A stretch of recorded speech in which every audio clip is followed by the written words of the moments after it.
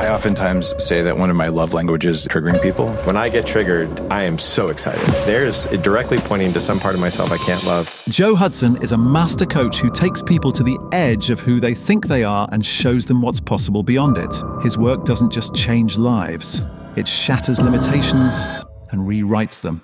Just receiving a compliment, which is receiving just a little bit of love, can be so destructive to people that almost everybody you meet can't actually let it touch them. If you fully let that compliment in, if you fully accept it and let it touch you, it's going to erode part of what you think you are, which is the ego. How do you teach people, whether they're leaders or not, to tune into an inner knowing instead of to brute force it? You're listening to The Human Upgrade with Dave Asprey.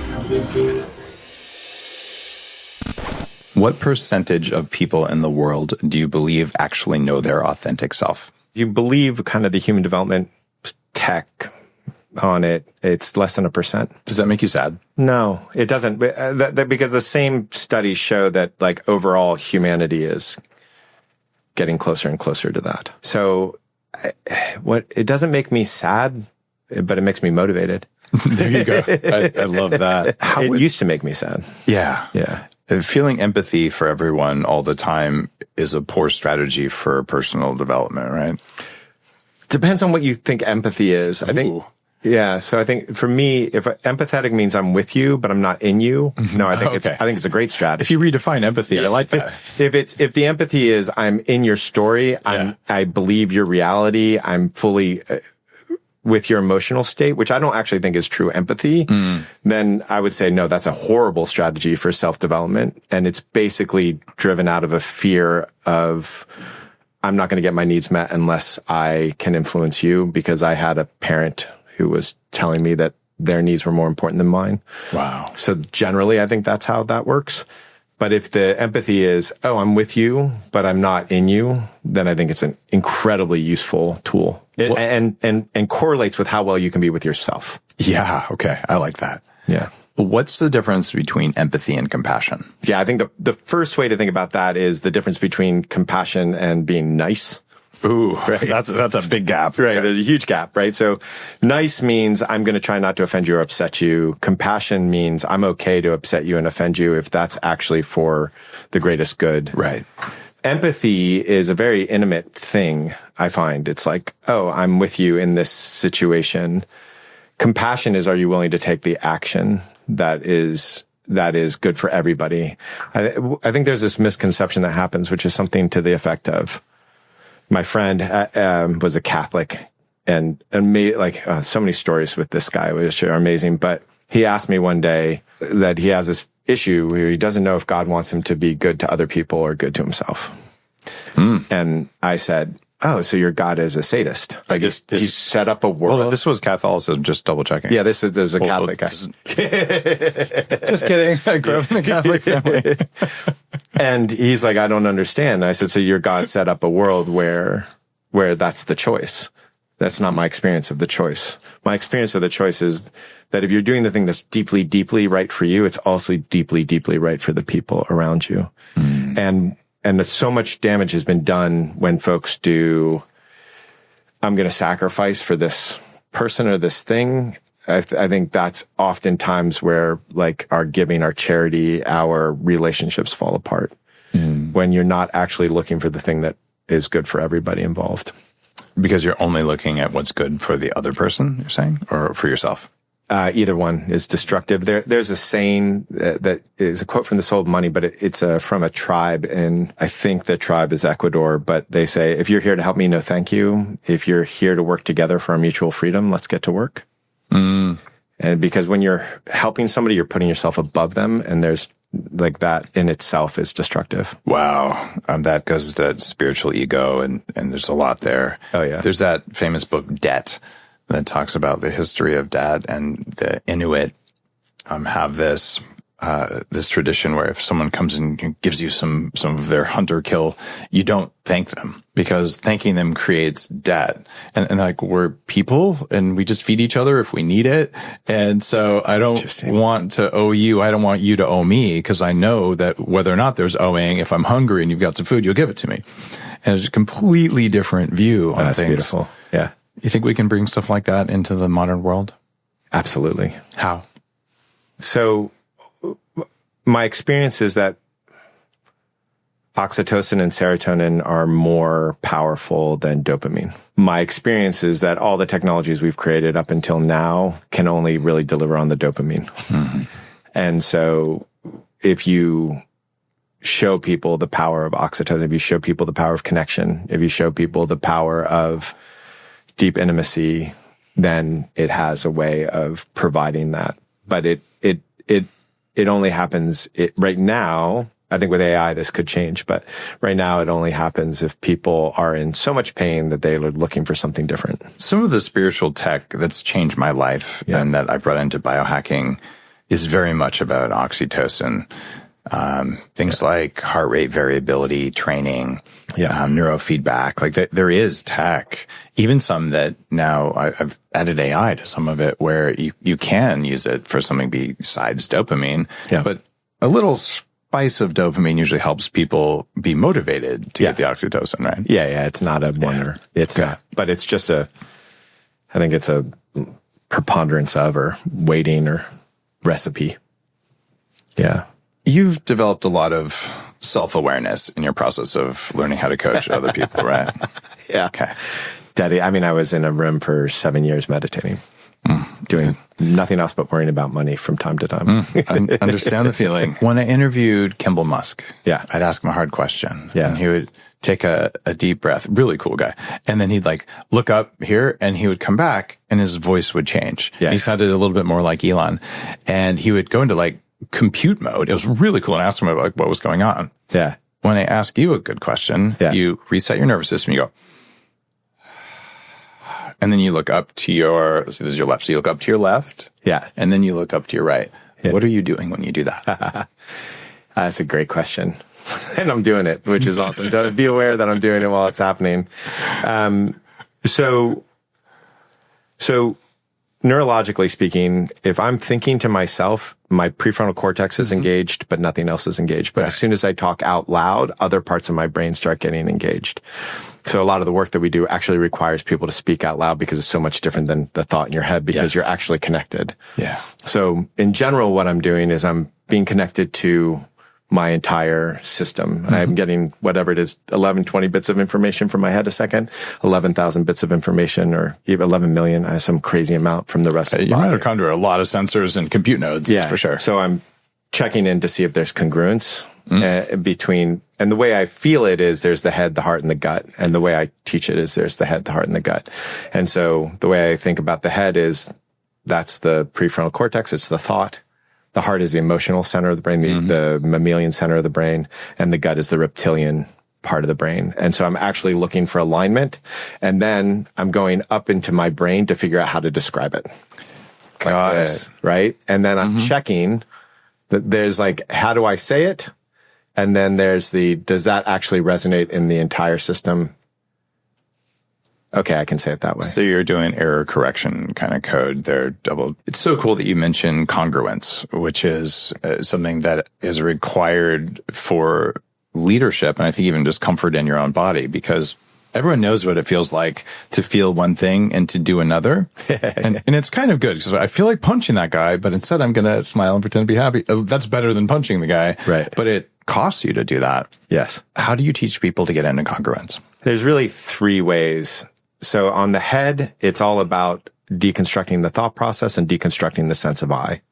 So if you look at almost all people who are in pain, narcissism, depression, they're constantly having thoughts about themselves. Yeah, always. Me, I. And if you look at almost every mode of healing that is a hack, that is like, whoa, my gosh, that changed a lot. You're getting them out of a sense of I. So you can do that with a dangerously addictive drug like ketamine, which can get you some results, or less addictive, less dangerous psilocybin. But you can also do that through meditation. You can also do that through deconstructing your thought process, noting that all of your thoughts are not true. You can also do that through relationship. You can also do that through learning to love all of the emotions and seeing that your emotions aren't particularly personal to you. So any way you can kind of separate your sense of I from what you actually think it is, that's the prefrontal cortex. And separating yourself from your thoughts and deconstructing your thoughts is a big part of that. In the heart, it's all about emotional fluidity, clarity, but not management of the emotional system. So what that means is falling in love with all of the emotional experiences. So if I go into your brain and I take out the emotional center of your brain, you stop making decisions. It'll literally take you half an hour or an hour to decide what to wear or what pen to use or something like that. And so we're actually making decisions emotionally. And you know this because it's like, how many decisions have you made to feel loved or to feel appreciated or to not feel like a loser or to, and so to learn how to, and this is really corresponds with your work, to learn how to lean into the difficult emotions and then see their signal and actually enjoy them and go like you would an ice bath. Yeah. Totally changes that whole world because now when I'm making a decision, I'm not doing it to avoid one thing or get to another thing. I'm okay. I would be happy to feel like a loser and I'd be happy to feel like a winner and I'd be happy to feel disappointed. I'd be happy to feel excited. And so that's what it is on a heart level. And then on a nervous system level, on the gut level, it's very much about learning to feel pleasure. It's very much about, if I'm safe, I'm in pleasure. How do I allow myself to, and I don't mean pleasure like sexual pleasure, though that's great. I mean, just a simple pleasure of being alive, just a simple pleasure of doing the dishes or having a conversation with somebody. And then that tells your nervous system, I'm not under attack right now. And so you can do that with breath. There's like thousands of ways to do that as well. I think half of what you just said aligns with some of the chapters in my last book where we're seeing the problem set similarly. And I'm thinking about what my brain does with that question about when your eyes go up there. There's a body of work that says that there's about either 6 or 8 areas where your eyes look when you're accessing different parts of your brain. Have you come across that research? Well, I mean, I know about the microexpression and I know that like one side is apparently a lie, but I find it's more about auditory response and visual response and left brain, right brain, and like are you looking at the intuitive side? But I've seen some of the research, but I haven't been it hasn't clicked in my system. It's mostly from the 80s and it appears to be pretty accurate. And I wish I could cite from memory right now what who did the research, but I found it to be valid. And usually when people are remembering, they're looking, I think it's up and to the left or right. But I know for me, like even now when I'm talking, I go up and left because I've learned that I already know the stuff. I just have to not be worried about thinking about it. So if I think about thinking about it or think about remembering it, no, I just have to chill. Yeah. And for some reason, when I look up here, it's easier. And then I'm like, it appears. Right. Right. So I don't really know what's going on in there, but the better I am at stopping the thoughts, shutting down the default mode network temporarily, and then just aligning the congruence thing you talked about. Yeah. It's like, the answer was already there. I just had to relax and receive it versus have to like power through. But my whole career in Silicon Valley was very cognitive, very powering through. Yeah. How do you teach people, whether they're leaders or not, to tune into an inner knowing instead of to brute force it? As soon as they realize that the thinking is better that way, then they do it, which is what you've done. So all you have to really do is to show them that that's real. Okay. So for instance, somebody thinks they have to make a really big decision and they feel the fear behind it. They release the fear behind it. The decision's made. Somebody feels stuck. They like listen to their body intelligence. They're like, oh wow, there's some anger in there. They move that anger and it's clear what they need to do next. As soon as they realize that that decision clarity comes from the emotional situation, comes from somatic awareness, then it's over. But you have to give them that experience. As soon as they have it, then they start doing it. Got it. Yeah. How would you give someone that experience for the first time? So the first thing to do that safely, the first thing you need to do is create like a really powerful feeling of connection. So typically what happened is that we were told as kids, certain emotions aren't allowed. And if we have them, then we are going to be punished or we are going to be chastised or we're going to be bribed out of it. Something's going to happen. And so don't have these emotions. And right now, if I say to you, hey, stop having every single emotion in your body, like really actually try to attempt to do it. It's like, don't think of an elephant. Right. But really, if you attempt and you're like, I'm not going to feel anything, doesn't work. I have to tighten. Oh, yeah. Okay. You can temporarily suppress, but they're still happening. Though. Right. Okay. Exactly. Yeah. They can't stop. But to suppress them, you have to hold down the muscles. And then over time, if I'm constantly holding back my anger, then my anger going towards myself, that's like a critical parent hunch. There's all vegan. Say it again. You become vegan when that happens? Sorry, guys. Just kidding. That emotional constriction leads to physical, muscular constriction. And so, to get out of that traumatic experience, you need to feel safe. And so one of the most important things that you have to do is create a deeply safe container. So that's the first thing you have to do to get there, is have that safety. If you do the emotion without the safety, you have a really good chance of re-traumatizing. Yeah. And then the second thing is oftentimes you have to kind of fake it for a bit, because the brain and the psychology has been like, we're not going to do this no matter what. Because I know I'll get unloved. I know I will get abandoned. I know I will. So there's this nervous system response of, I'm not going to do that. And then there's definitely ways of moving anger or fear that are going to be more effective than other ways of moving anger or fear. You can write all your angry thoughts, not as effective as moving your body and yelling. And so that's a big part of learning that whole thing, and then learning how to handle, never to do it at anybody, never to do it in a way that creates shame, doing it in a way that you and what you do after the experience, because people can be very changed by that experience. Wait, I'm feeling my body different. My hands are different. I don't know how to shop. All those things happen in our work. Do you believe in God?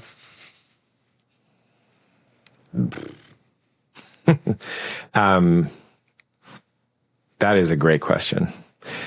I can speak for sure many religions. I think of them as languages. Yeah. So I can work with Christianity, and I can work with a little bit in Islam and a lot in Judaism. I can speak that language. My experience of God is universal. So my experience of God is everything is God, and I am everything, and I am God, and God is me, and you are God, and everybody listening is God. So that's my experience of it.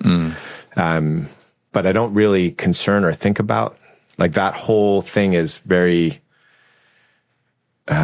irrelevant for me, the principles in all the religions I think are amazing, and I want to live by them. From surrender to unconditional love to Christ consciousness to awakening. I think they're all pointing generally in the same direction.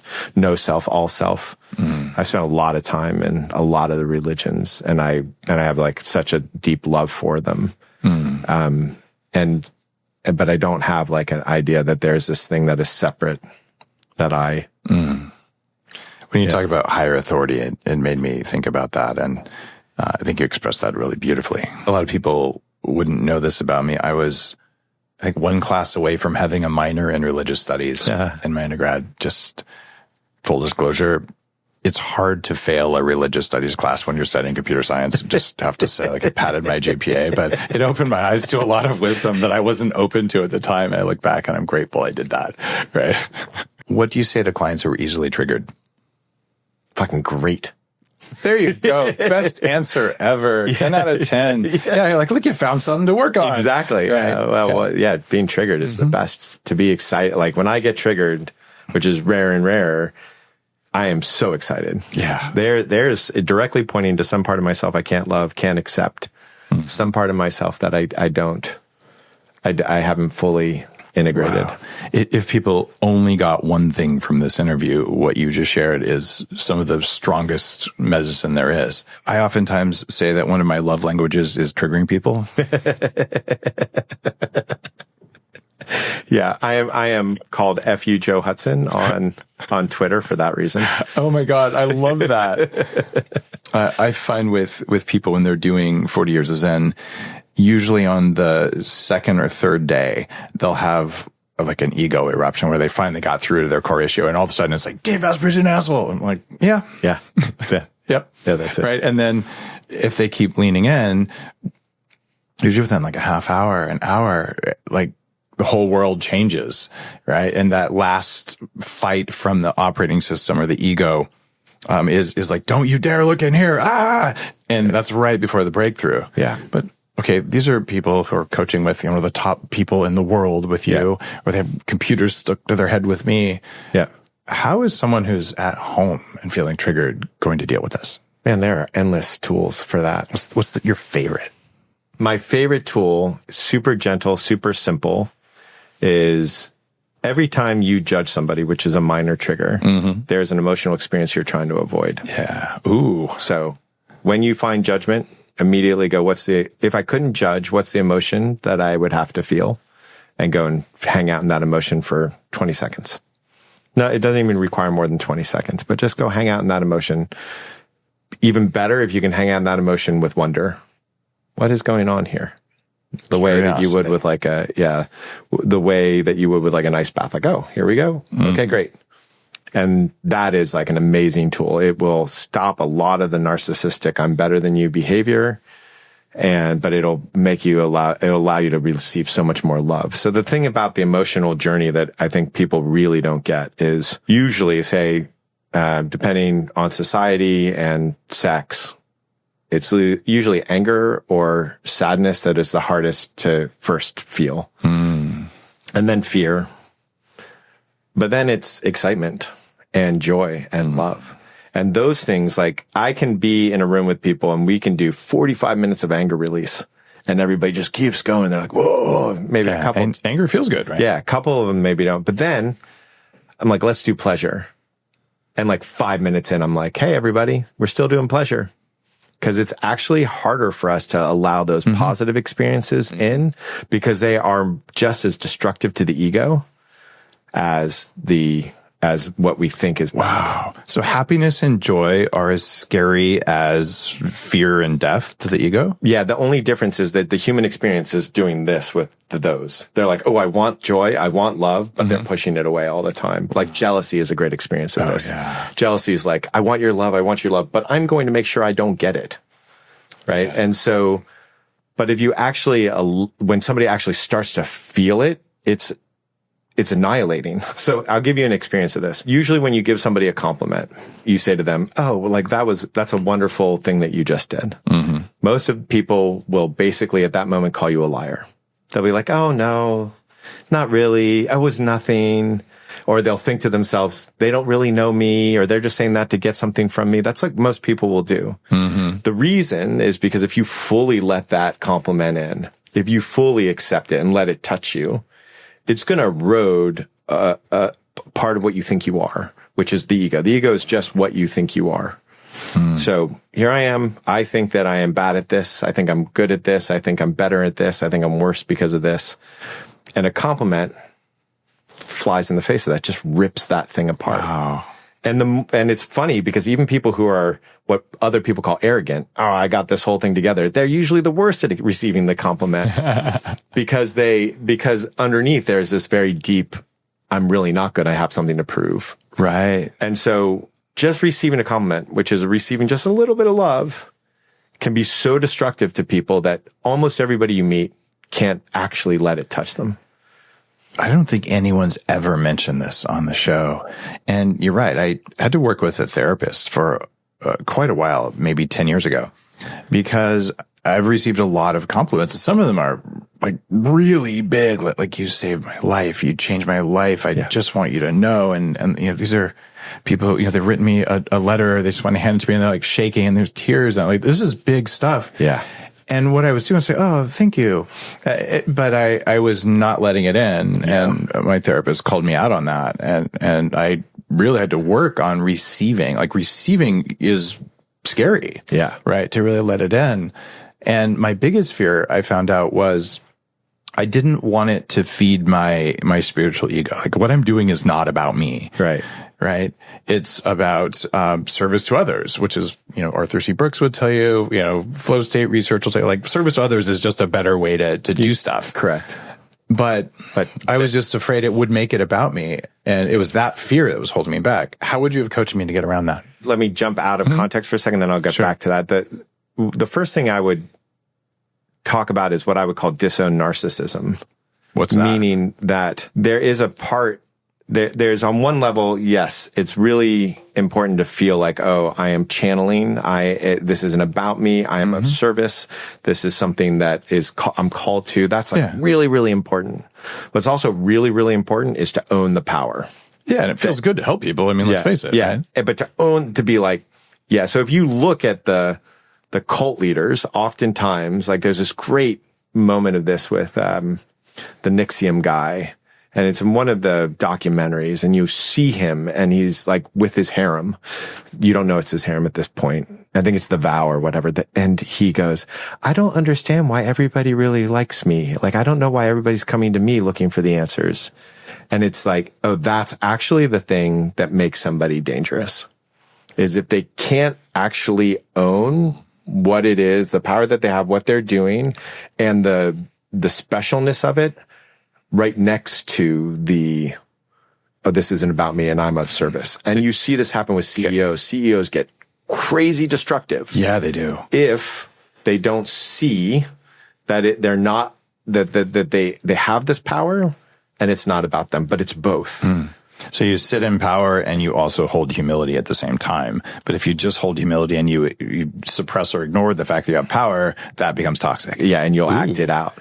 And cool. the way you can experience this, like in this moment, is, so if you close your eyes for a minute and feel unconditional love, just feel what it is to be in unconditional love.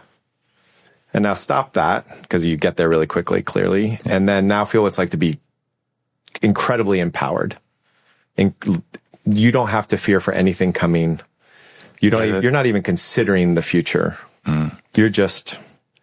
Those are directionally different for me. The unconditional love goes here and goes out, and it's big, and the power goes up. Correct. So exactly. Okay. So feel that. Feel the empowerment. You're saying of the combination? No, just one just and then the other. Okay. Yeah.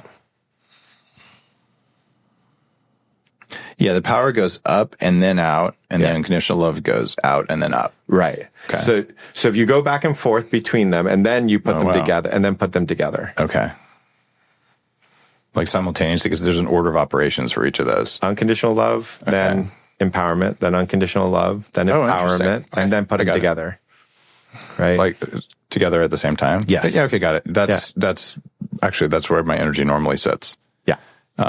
But I never thought of how it turns on in order. Okay, that's super cool stuff. Wow. Right. But basically, what you'll learn if you do that exercise is that real love doesn't exist without empowerment. Real empowerment doesn't exist without love. That's a big deal. When you put those two together, you feel like, oh, this is like they're complete. There's a lot of disempowered victim cults. Yeah. Where they're just swirling in this victimhood and bitching to each other about stuff. Yeah. What's happening there? Oh man, victimhood. So it's just another way of people processing fear, right? So there's this thing called the drama triangle. I'm sure you're familiar. I call it the fear triangle. Ooh, okay. I don't think it's drama. It is.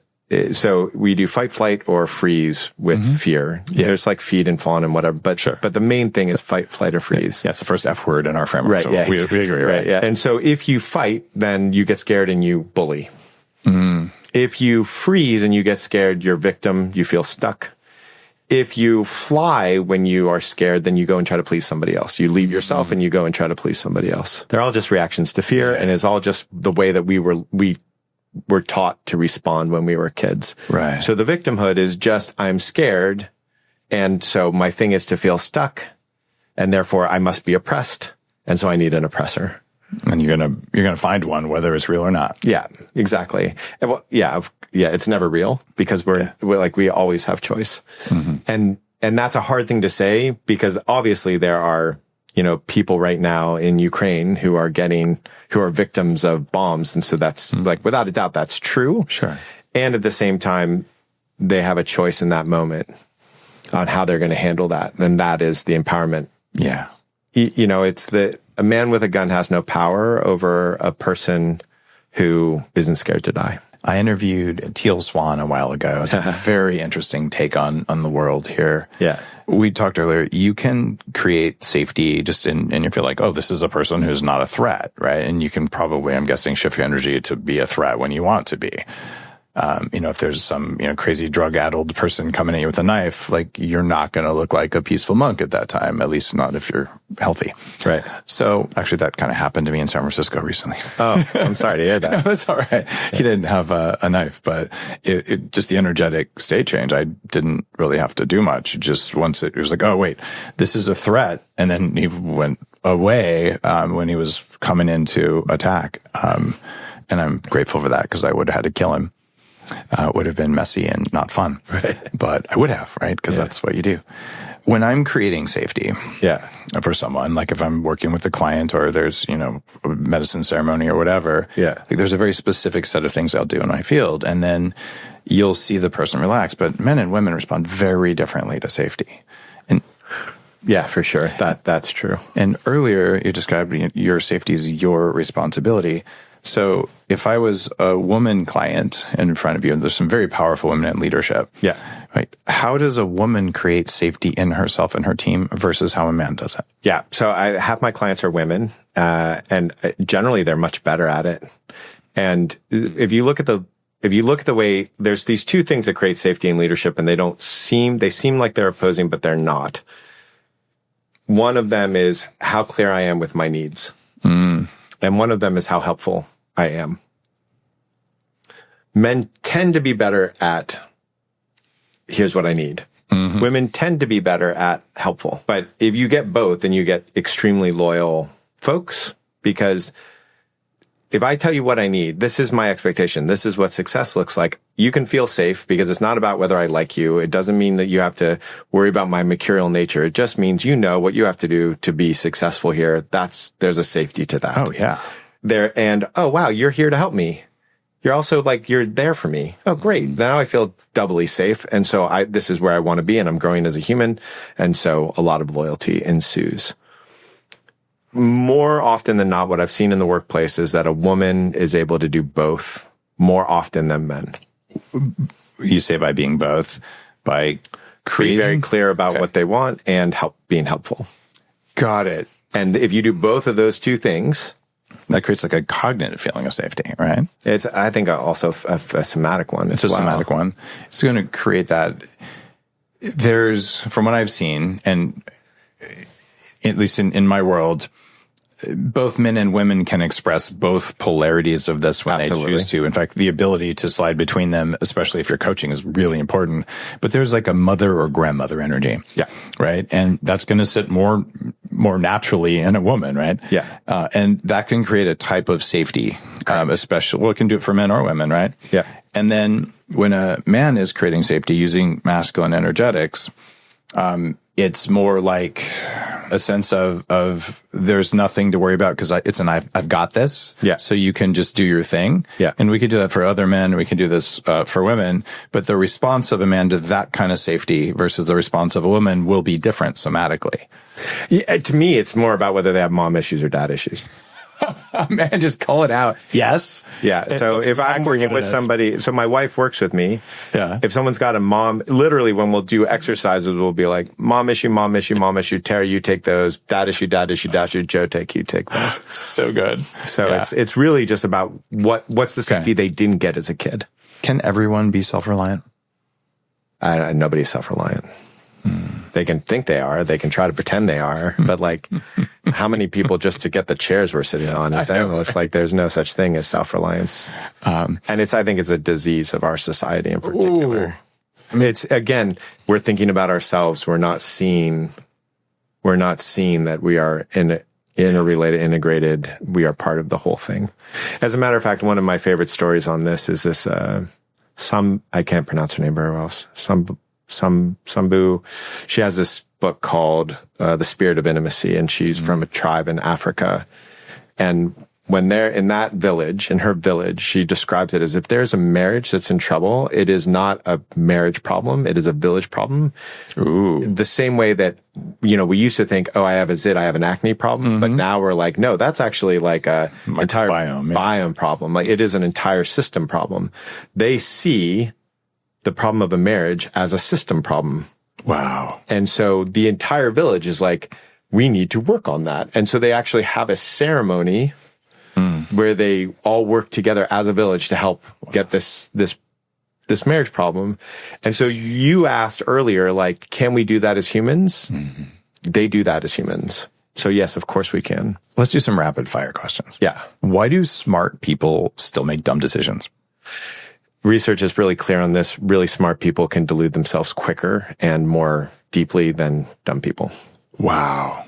Okay. It's really clear. And so the reason is because they're using only their head. They're not using their entire system. Mm-hmm. And so they logically boom, boom, boom, boom, and they convince themselves that they're right. And so that's why you see like great investors just make, bad decisions. There's this great thought process I love, which is the consciousness of the creator is in the creation. Mm. And really, really smart people make AI. Yeah. And AI does the same thing. It's right. And then it's just, nope, I am totally hallucinating, but I think I'm right. I've noticed that. In fact, applying psychology to AI interactions makes it work better. Yeah. Josh Witten has been a friend for... I know Josh. You know Josh? He's been a friend for like 20 years. Yeah, that makes sense. Yeah. And you two are really similar. I could see that. Yeah. And they call him a robot psychologist now. And he's saying, no, this hallucinations, they're following the same things that humans do. And if you try to hack your AI, it's not going to feel safe and it's going to change the way. And I think he's right. So too funny. What a small world. That wasn't a very rapid fire, but it was so good. Okay. So we're about to be in a post-artificial general intelligence world where we have things much smarter than us. In fact, I think we probably already are. What's the role of emotional mastery in that world? I think it's the only advantage. We used to have an advantage of, I'd say wisdom is the advantage. Emotional mastery is part of wisdom. I wouldn't call it mastery, but clarity. But generally, we used to be able to get ahead because we knew something. Mm. Like we'll put up with that asshole attorney because they're really good, because they know a lot. We'll put up with more of that. Right. All that's gone. And all that's left is, how do I motivate, work with, influence myself and others? There's this great moment where we raised our kid in a unique way, where we were very much, we don't care about the intellect. We care about how you are with your will. Mm. Before we work on intellect, and now they're fine, they're going to great colleges, but before we work on intellect, I want to know that you know how to be with yourself. Mm. And my sister had kids who spoke 3 languages at 7, and my kids just hadn't even learned how to read for the most part. Mm-hmm. And somebody said to me, I was worried about it, and somebody said to me, well, you can hire someone to speak a language. You can't hire someone to be you. Oh, God. And it just hit me like a ton of bricks. And that's the same thing. Now you have AI can do all the stuff. Yeah. The question is, who's going to be you? And that's wisdom. Mm. Just goosebumps from that. Yeah.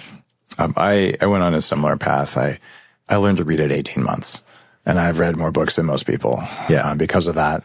And that comes at a cost. Right? My kids didn't learn to read till they were 7 or 8. They went to a school that was all about emotional intelligence and just becoming embodied. And they're doing exceptionally well in their very competitive high school. And it didn't seem to hurt them, but I think it's helped. Same with ours. They're both like thriving and have great relationships and have self-control and love themselves and have deep relationships with their friends and their family. And one of the most beautiful moments as a father that I experienced was when one of my kids, I'm not saying which one, just for, privacy, whatever, sat down and said, "Hey, Dad, I'm going to fire this friend because they're out of integrity and I just don't like what they're doing." And I'm like, I didn't learn to do that till I was like 40, right? I'm like such a good thing, right? Yeah.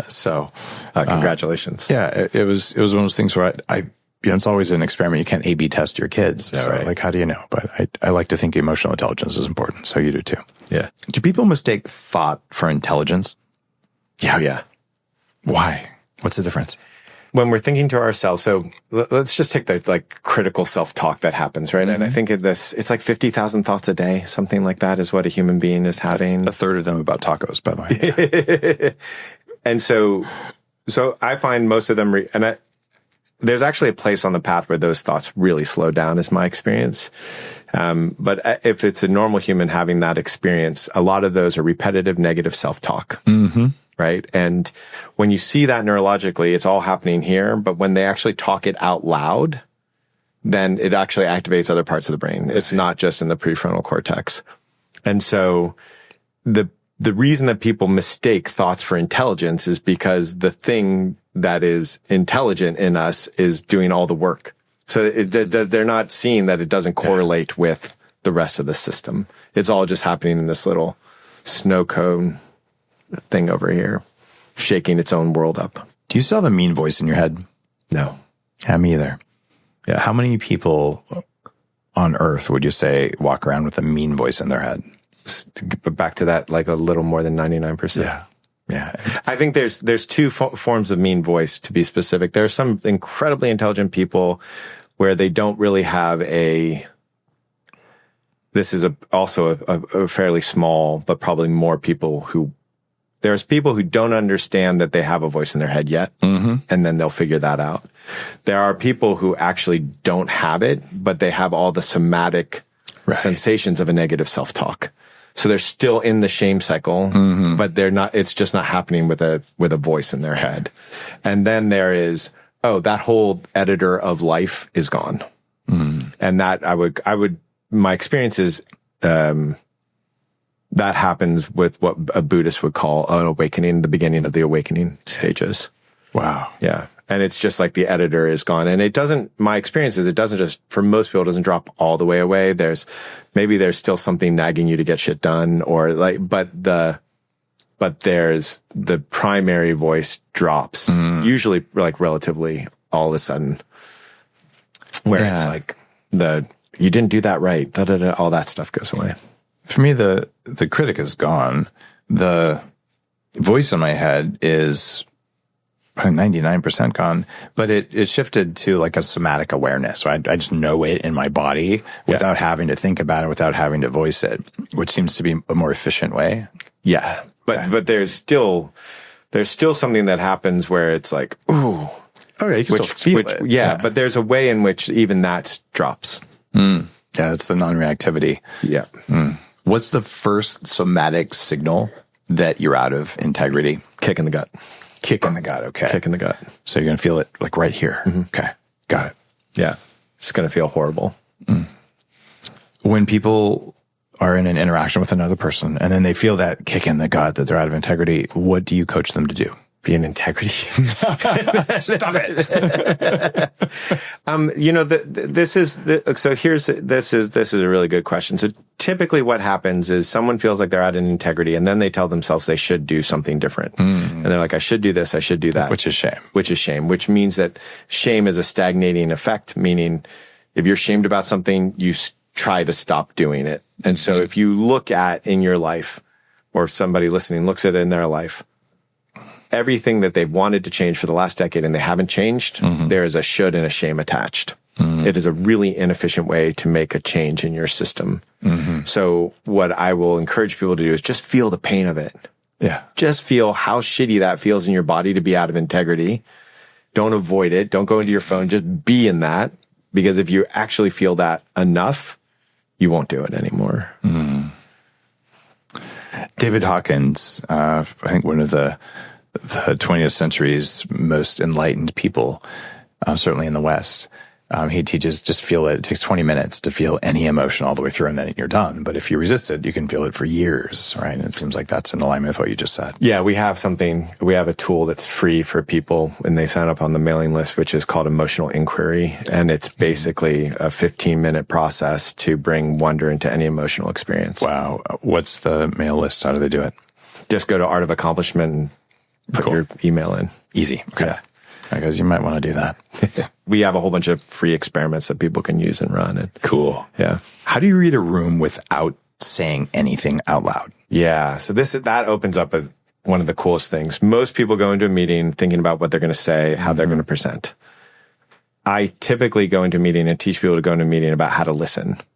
If I listen to you like you are the Dalai Lama, I'm going to hear something different and you're going to say something different. If I go into the room and I think that I'm going to listen to you like I'm better than you and that you're trying to scam me, you are going to say different things and I'm going to hear different things.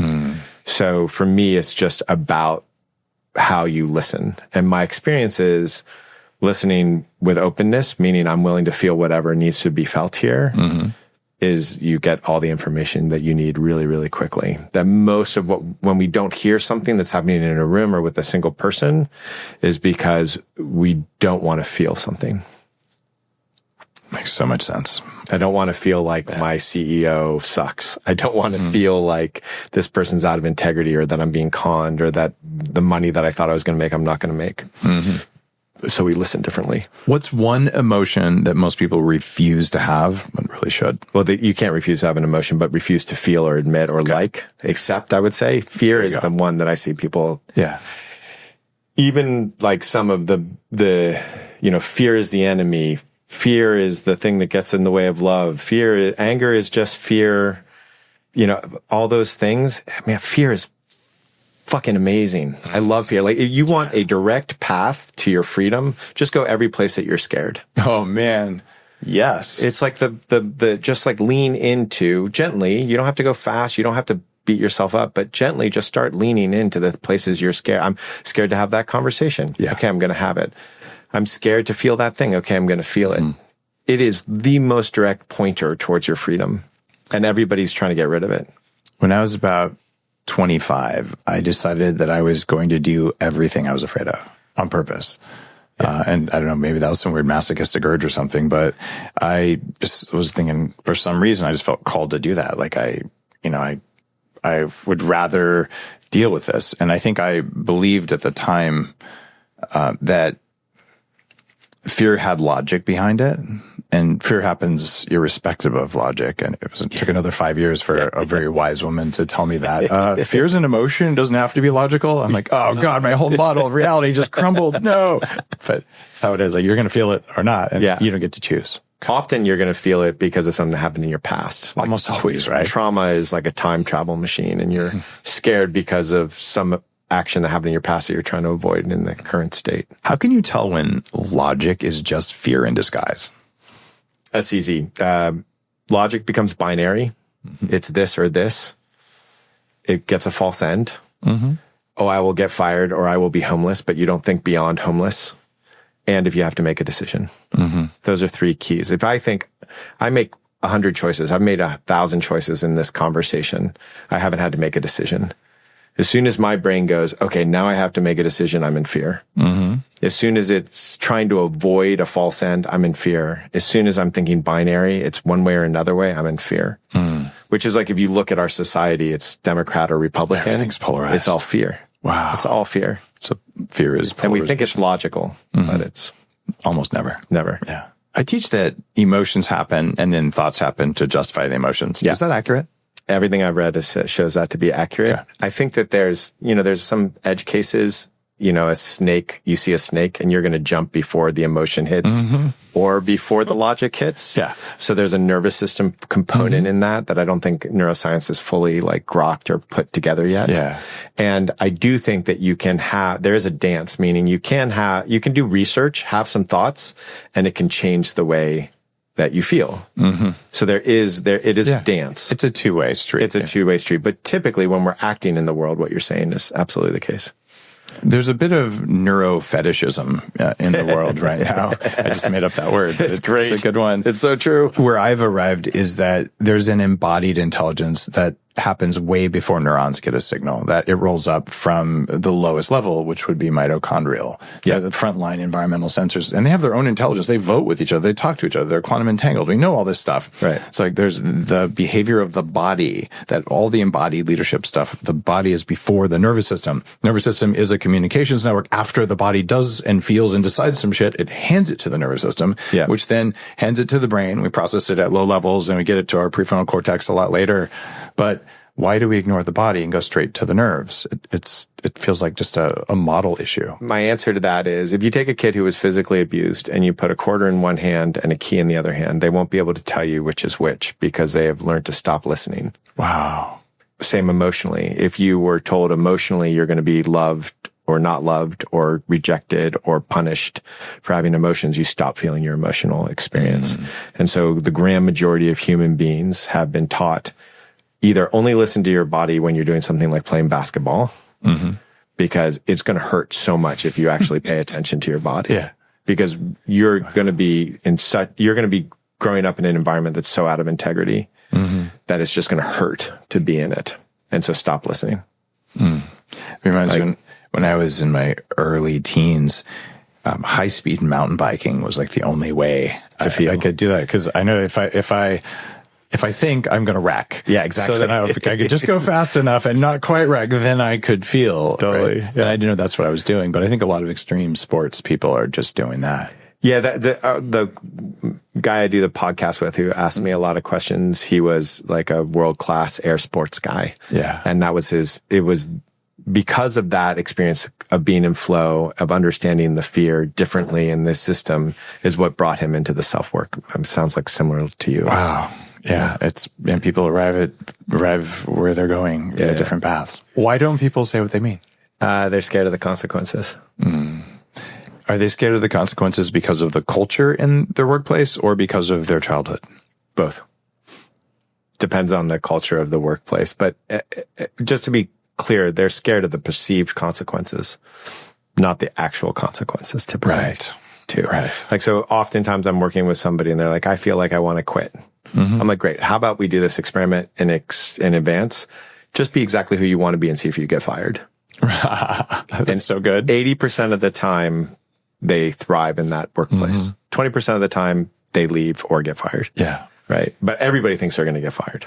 There's no, People worry of that about entire group, everyone's like, I will get fired if I am myself. I'm like, well, if you're going to quit, who cares then? And it's just the opposite happens. So we want empowered people working with us. 100%. Yeah. You imagine what percentage of your cognitive resources you're burning to be someone you're not every single day. Right. As a CEO of multiple companies, I don't want my people wasting that much energy, because even if they don't waste the energy in what they're doing at work, then when they go home, they won't have anything left for their relationships and for taking care of their health. Like don't waste that. Also, you can never be accepted. Yeah. Like if I'm loved for who I'm not, then I can't be loved for who I am. Wow. And so people are not being themselves, and therefore can never actually get the love or acceptance that they want. Wow. That's profound. And yeah, so show up at work as who you are. And if you're an asshole, you probably should do some therapy. If you're an asshole, you're not showing up as you are, who you are. Very, very well said. Joe Hudson, this has been a remarkable interview. Thanks for coming to Austin for it. Artofaccomplishment.com. People can get your list. You have your podcast. Anything else you want to tell them about? YouTube channel, and come to the free workshop so you can actually taste it, see if it's right for you. Beautiful. Well, thanks again. Yeah, pleasure. Thank you. See you next time on the Human Upgrade Podcast.